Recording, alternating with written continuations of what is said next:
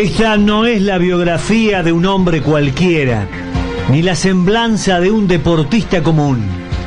Esta es la historia de un hombre perdidamente enamorado del fútbol. Un tipo hechizado por la redondez de una pelota, subyugado por los placeres y los dolores que solo ese objeto embrujado puede provocar. Por cierto, el sentimiento de Piti Murúa por el fútbol no resulta plausible de descripción.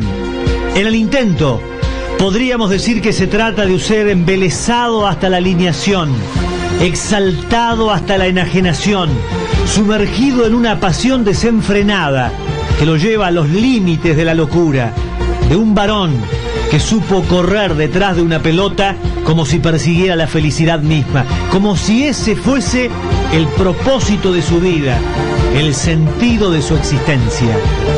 Luis Ignacio Murúa nació el 9 de julio de 1960 en San Isidro, provincia de Buenos Aires. Inmediatamente después del nacimiento de Piti, su padre, que trabajaba en la industria de la plástica, se radicó en Puerto Madryn.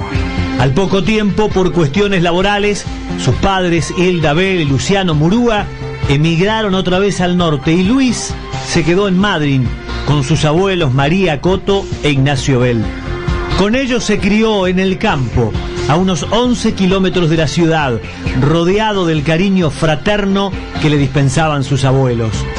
Para entonces, ya mostraba su encanto por el fútbol, jugaba por las tardes armando 2 arquitos y soñando con partidos memorables. Iba y venía, gol de un lado y del otro, solito pero feliz.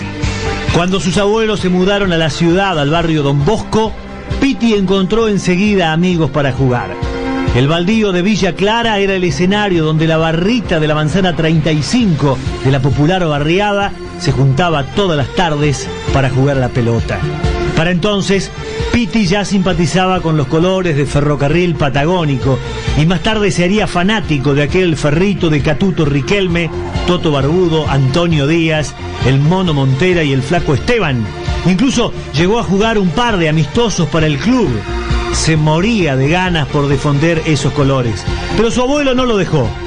¿Te fichás en Madryn o no jugás? Fue la sentencia de don Ignacio, que no podía concebir que su nieto vistiera otros colores que no fueran los del Deportivo Madryn. Y el Piti se incorporó al aurinegro con la ficha número 5006.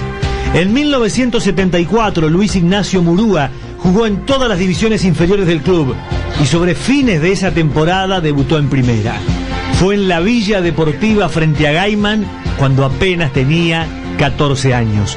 Sin embargo, necesitó unos cuantos campeonatos para consolidarse como titular. En ese periodo descubrió los secretos de cada posición, incluso hasta que jugó de arquero en algunas ocasiones. Pero en 1978 llegó su momento. Allí se produjo su explosión como jugador.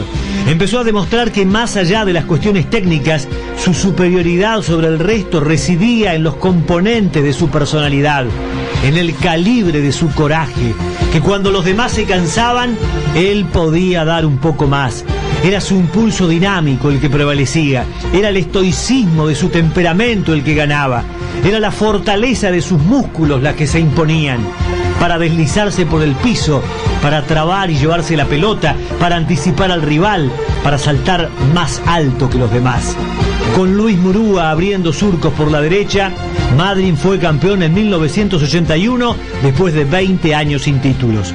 Resultó clave la llegada al aurinegro de don Julio Córdoba, un maestro excepcional que supo transmitirle como ningún otro el bagaje de conocimientos que lo formaron como jugador y como hombre.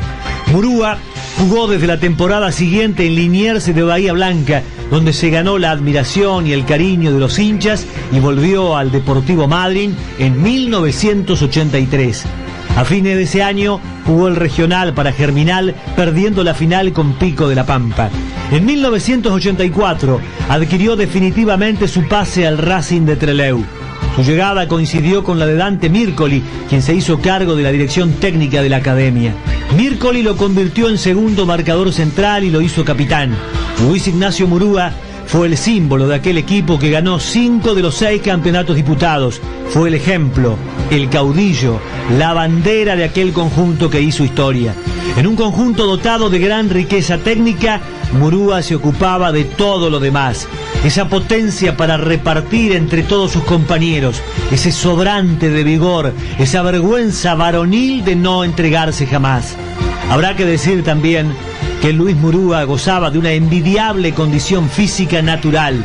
Allá por 1979 corrieron los mejores atletas de la zona el Maratón de Playa Unión. Raimundo Manquel fue el ganador. Cachano Barría quedó segundo y el Piti Murúa llegó tercero.